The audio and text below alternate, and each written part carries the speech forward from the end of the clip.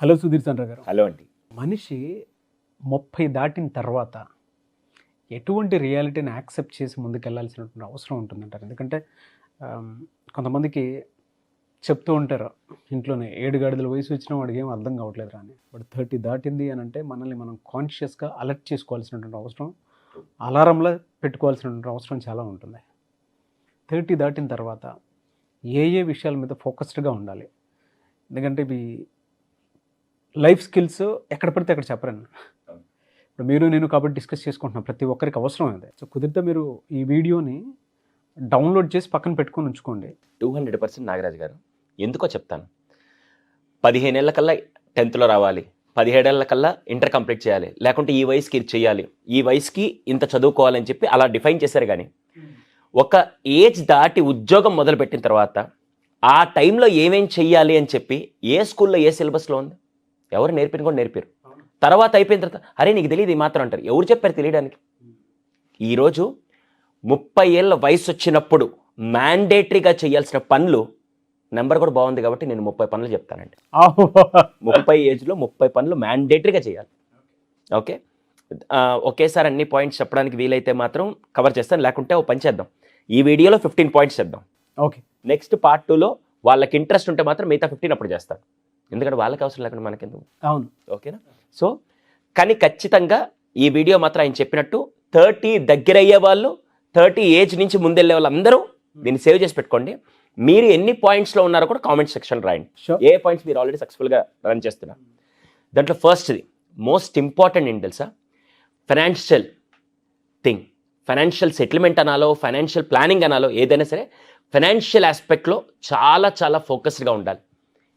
30 years దాకా మీరు ఎంత సంపాదించారు, ఎంత ప్లానింగ్ చేశారు, నెక్స్ట్ ఫ్యూచర్ ఏంటి అని ఎవ్వరు అడగరు. కానీ 30 ఇయర్స్ నుంచి ఒక్కసారి మ్యారేజ్ అయిందనుకోండి, అసలు ఇంటికి ఎంత బాగా ఫైనాన్షియల్ సపోర్ట్ ఇస్తున్నాడు, సంపాదించింది ఎలా సేవ్ చేస్తున్నాడు, సంపాదించింది ఎలా ఖర్చు పెడుతున్నాడు అని చెప్పి ఫైనాన్షియల్గా ఖచ్చితంగా ప్రతి ఒక్కరు ముఖ్యంగా ఫోకస్ చేయాల్సింది ఈ ఫైనాన్షియల్.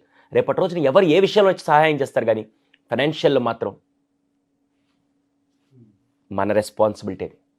First financial aspect. సెకండ్ది అన్నిటికంటే ముఖ్యమైన తెలుసా? అసలు 30కి రీచ్ అయిన తర్వాత మీ విజన్ ఏంటి, అసలు ఏం చేయాలనుకుంటున్నారు, దాని ప్లానింగ్ మస్ట్ అండ్ షుడ్గా ఉండాలి. ప్లాన్ చాలామంది చేస్తారు, నేను ఈ లోపలి సాధించాలని, కానీ దానికి డెడ్ లైన్ పెట్టకపోతే అన్నిటికంటే వర్స్ట్ ఏం తెలుసా? నేను కారు కొనాలి, 3 సంవత్సరాల క్రితం అదే చెప్పాడు, ఇంకో 4 సంవత్సరాల తర్వాత కూడా ఇదే చెప్తాడు. కానీ ఎప్పటి లోపల కొనాలి అనే dead line is very important. ప్లానింగ్లో డెడ్ లైన్ ఉండాలి. నేను 10th పాస్ అవుతానండి, ఎప్పుడు 50 వచ్చాక కాదు కదా, 15 ఈ సంవత్సరం లోపల పాస్ అవుతాను అని చిన్నప్పుడు ఎలా డెడ్ లైన్ ఉండేదో, నేను నెక్స్ట్ 1 ఇయర్లో నేను ఒక 10 lakhs ఇన్కమ్ జనరేట్ చేయాలి, 1 ఇయర్లో, నెక్స్ట్ 3 ఇయర్స్లో నేను కార్ కొనాలి, నెక్స్ట్ 5 ఇయర్స్లో నేను ఇల్లు కొనాలి అని ఒక ప్లానింగ్ చేసి దానికి డెడ్ లైన్ మ్యాండేటరీగా పెట్టాలి. This the second point. Third one, ఒకసారి 30లో కెరియర్లోకి వచ్చాక ఫస్ట్ మీరు చెక్ చేసుకోవాల్సింది ఇండివిజువల్ రివ్యూ అంటారు, లేదా కెరియర్ ఆస్పెక్ట్ అంటారు. అంటే ఆ రోజు ఏదో చదువు అయిపోయిన తర్వాత అందరూ వెళ్తున్నారు, హడావిడిగా ఏదో ఉద్యోగం చేయాలని ఉద్యోగాలు వచ్చేసారు. కానీ వెనక్కి తిరిగి చూసుకుంటే ఎందుకో నాకు ఆ ఉద్యోగం సూట్ అవుతున్నట్లేదు, ఇది కాదు నా కెరియర్ అని ఒక్కసారి వెనక్కి తిరిగి చూసుకుంటే, ఇంకా నా చేయి నీ చేతిలోనే ఉందని చెప్పే డైలాగులు ఉండకుండా ఉండాలంటే ఫస్ట్ అర్థమైంది అనుకుంటా. మీరు ఒక్కసారి ఆ రోజు ఎవరో చెప్పారని వెంటనే హడావిడిగా వెళ్ళిపోయింది కాకుండా, నిజంగా నేను చేసే వృత్తి నన్ను భవిష్యత్తులో ముందు తీసుకెళ్తుందా, నిజంగా నేను చేసే పని నాకు ఆనందాన్ని కలిగిస్తుందా లేదా అని థర్డ్ పాయింట్గా మిమ్మల్ని మీరు చెక్ చేసుకొని ఆ కెరియర్ సూట్ అవుతుందా లేదా ఫస్ట్ మాత్రం అనాలిసిస్ చేయండి. మ్యాండేటరీ ఇది కనుక చేసుకోలేదనుకోండి, దట్ ఈస్ ద టైం. మీరు ఒకవేళ షిఫ్ట్ కూడా అయ్యే టైం అదే. ఇంకా దాటిన తర్వాత 50కి వచ్చిన తర్వాత ఏం చేయగలుగుతారు? వెనక 4 బంధాలు, వెనక 4 అకౌంట్లు, ఇవన్నీ ఉంటాయి, కుదరదు. దయచేసి అక్కడికి కెరియర్ షిఫ్ట్ చేసుకునే పాయింట్లో కూడా ఇది చాలా ఇంపార్టెంట్. ఫోర్త్ వన్ అన్నిటికంటే ముఖ్యం. అన్నీ ముఖ్యమే. 30 పాయింట్స్ నాకు తెలిసి ఏ ఒక్క పాయింట్ లేదు వద్దు అనేదానికి లేకుండా 30 పాయింట్స్ ఇంపార్టెంట్. దాంట్లో ఫోర్త్ది అన్నిటికంటే ఎక్కువ ఇంపార్టెంట్ ఏంటి తెలుసా? This is the right age. మీ ఫ్యామిలీకి మీరు ఒక రెస్పాన్సిబుల్ పర్సన్గా, మిమ్మల్ని ఇన్స్పిరేషన్ తీసుకునే పర్సన్స్ ఉంటారు కాబట్టి మీరు ఫస్ట్ మీ ఫిజికల్ హెల్త్ ఇంపార్టెంట్. దానికోసం మీరు చేయాల్సింది ఎక్సర్సైజ్. ఎంత బాగా ఎక్సర్సైజ్ మొదలు పెడతారో అది మీకే తెలియకుండా ఒక ఫిజికల్ స్ట్రెంగ్త్తో పాటు మెంటల్ స్ట్రెంగ్త్ కూడా ఇస్తుంది. హెల్త్ చాలా ఇంపార్టెంట్, చాలా.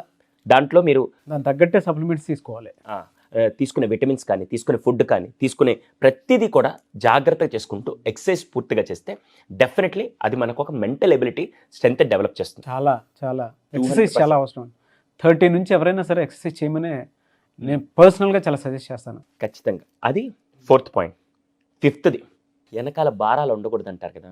ఆ భారం ఏంటంటే అప్పు అనేది ఉంటే మనిషిని బాగా నాశనం చేసేది ఏదైనా ఉంటే, మనిషి కుంగిపోయేది, మనిషి జీవితంలో ఎదక్కపోవడానికి జరిగే ఒకే ఒక్క సందర్భం ఏదైనా ఉంటే అప్పులు.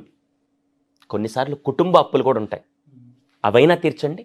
మీరు తెలిసి తెలియక చేసిన అప్పులు ఉంటే అవి కూడా 30కి రాగానే మ్యాక్సిమం అప్పులు అనేది ఉండకూడదు. అది చాలా చాలా ఇంపార్టెంట్. చాలామంది జీవితంలో ఎదక్కపోవడానికి ఎందుకు కారణం తెలుసా? అరే నా స్తోమత 5 లక్షలు అయితే అక్కడ ఉండే అప్పు 25 లక్షలు, దాన్ని ఎప్పుడు తీర్చాలి నేను? ఇంక వీడి జీవితాంతం పని చేసుకుంటే కూడా అవ్వదు. అందుకని first as early as possible అప్పుని తీర్చే విధంగా ఫస్ట్ చూడండి.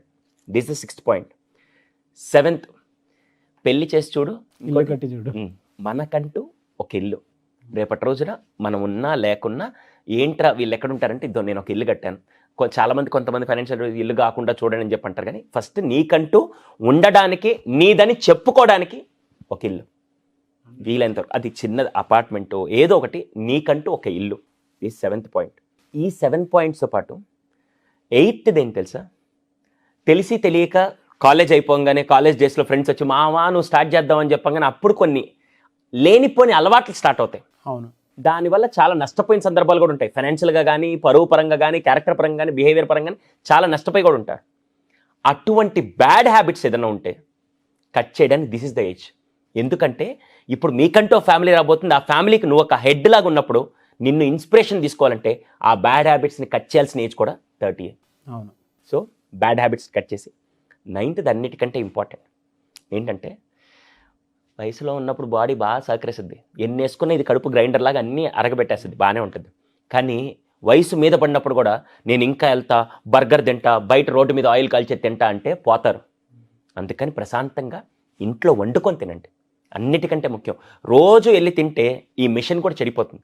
అందుకని ఇంట్లో వండుకొని తినండి. ఇప్పటికీ నేను దాంట్లో లక్కీ అని చెప్తాను. నేను వచ్చినప్పుడల్లా నా క్యారేజ్ ఎక్కడ బయట తిన్నాను, నా క్యారేజ్ మా ఆవిడ చేసిస్తే ఇంట్లో. ఎందుకంటే హెల్తీ ఫుడ్ కోసం. ప్రతిరోజు బయట నేను ఇప్పుడు ట్రావెలింగ్కి వెళ్ళినప్పుడు కొన్ని సందర్భాల్లో ఇంకా నా చేతిలో ఉండదు కాబట్టి ఖచ్చితంగా చేస్తాను. కానీ అవకాశం ఉన్నప్పుడల్లా ఇంట్లో తినడం వల్ల చాలా మంచిది. దాంతోపాటు నెక్స్ట్ పాయింట్ 10th. మీరు ఎప్పుడైనా బ్యాచిలర్స్ కానీ కొంతమంది చూసారనుకో, వాళ్ళ ఇంట్లో వస్తువులు ఉంటాయి. ఏముంటాయి తెలుసా? ఆమ్లెట్ వేసుకునే దానికి ఒక పెను, అన్నం వండుకొని చిన్న గిన్నె, అంతే, ఇంకేం ఉండదు. కానీ 30 ఏజ్కి వచ్చాక కిచెన్ని బాగా పెట్టుకునే విధంగా కిచెన్ ఐటమ్స్ కొనండి. ఎందుకు సార్ అంటే, వంట చేసుకోవాలంటే నీకు ఆ ఎన్వైర్న్మెంట్తో పాటు దాని డిషెస్ ఈ సపోర్ట్ అంతా కావాలి. ఇది కూడా ఒక కీ పాయింట్. 30లో ముఖ్యంగా చేయాల్సింది ఇది కూడా ఒక కీ పాయింట్. చాలామంది అనుకుంటారు ఇది కూడా పెద్ద పాయింటేనా అని. కానీ యాక్చువల్గా మాట్లాడాలంటే కిచెన్లో ఎప్పుడైతే మనం వెళ్ళినప్పుడు నాకు అన్ని ఐటమ్స్, దానికి కావాల్సిన వస్తువులన్నీ ఉంటే ఆటోమేటిక్గా చేయాలని తప్పన ఉంటుంది. అదే మాడిపోయిన పెను ఒకటి పెట్టుకొని, అదే గిన్నె ఒకటి పెట్టుకొని రోజు దీంట్లో రైస్ పెట్టుకుంటారు. అదేదో సినిమాలో వాడు చెప్తాడు సార్, నువ్వు రైస్ పెట్టి నేను కర్రీస్ తీసుకొస్తా అని చెప్పి.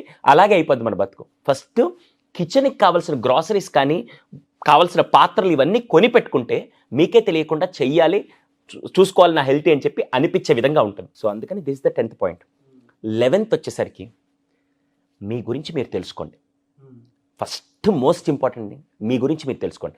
అసలు నాకేమి ఇష్టం, ఏమేమి ఉన్నాయి నా దగ్గర, ఇప్పుడు ప్రస్తుతానికి నీడ్స్ ఏమున్నాయి, ఏమేమి ఫుల్ఫిల్ చేసుకోవాలని చెప్పి ప్రతిదీ మీ గురించి మీరు పూర్తిగా తెలుసుకుంటే మీ లైఫ్ పార్ట్నర్తో ఎలా కనెక్ట్ అవ్వాలి, మీ ఫ్రెండ్స్తో ఎలా కనెక్ట్ అవ్వాలి, నా లిమిటేషన్స్ ఏంటి, నా బౌండరీస్ ఏంటి, ఎంత దూరం వెళ్ళగలుగుతాను, ఎంత దూరం వెళ్ళకూడదు అనే ప్రతి ఒక్కటి, మీ బౌండరీ ఏంటి, మీ లిమిటేషన్ ఏంటి, అంతా కూడా నో యువర్ సెల్ఫ్. నీ గురించి నువ్వు తెలుసుకోవాల్సిన టైం అది.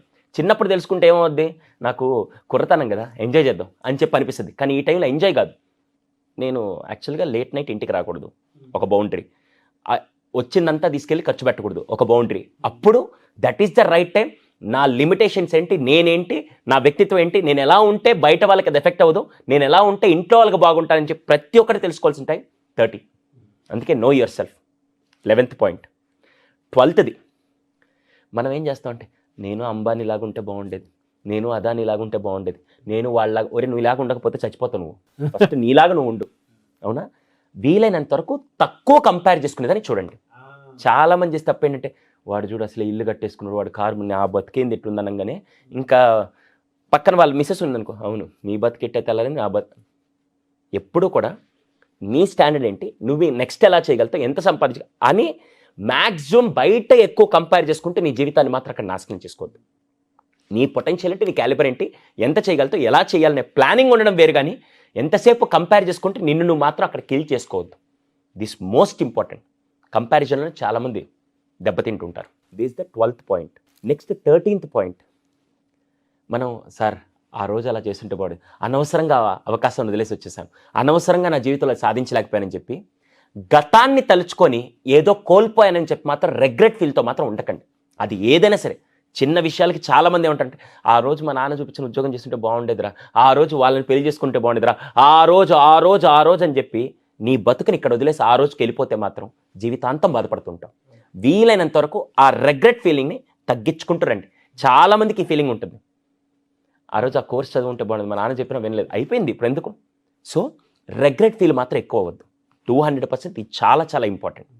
Next most valuable point. ముందంతా ఫ్రెండ్స్తో గొడవ పెట్టుకోండి, పెద్ద విషయం కాదు, లేకుంటే చిన్న చిన్న ఇంట్లో ఇష్యూస్ అవన్నీ పెద్ద విషయం కాదు, కానీ ఇప్పటి నుంచి నీ లైఫ్లోకి వచ్చే ప్రతి రిలేషన్ కూడా, వైఫ్ కానీ, హస్బెండ్ కానీ, ఫ్రెండ్స్ కానీ, బాస్ కానీ, ఎవరైనా సరే రిలేషన్షిప్ అనేది చాలా ఇంపార్టెంట్. అందులో పార్ట్నర్తో మెయింటైన్ చేసే రిలేషన్షిప్ చాలా చాలా సీరియస్ తీసుకోవాలి.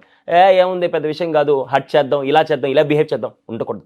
చాలా మెచ్యూర్డ్గా రిలేషన్షిప్ని చాలా సీరియస్గా తీసుకొని, that is the crucial age where you can build, where you can spoil your life. Okay, చాలా చాలా important. 14 last 15th point part 1లో చెప్తున్నాను, మళ్ళీ 16th నుంచి 30 వరకు పార్ట్ 2లో చెప్తాను. ఓకే, ఇది అన్నిటికంటే ముఖ్యమైన తెలుసా. చిన్నప్పుడు పెద్దగా దీని గురించి పట్టించుకోవాల్సి అవసరం, కానీ 30 నుంచి మాత్రం ప్రతి సంవత్సరం వీలైతే ప్రతి 6 నెలలకి physical medical checkup is very important. చాలామంది దీన్ని నెగ్లెక్ట్ చేసి ఇప్పుడు ఈ మధ్యలో మీరు చూసారంటే 25 years లోపలే కార్డియాక్ అరెస్ట్లు, క్యాన్సర్స్ ఎఫెక్ట్ అవుతున్నాయి.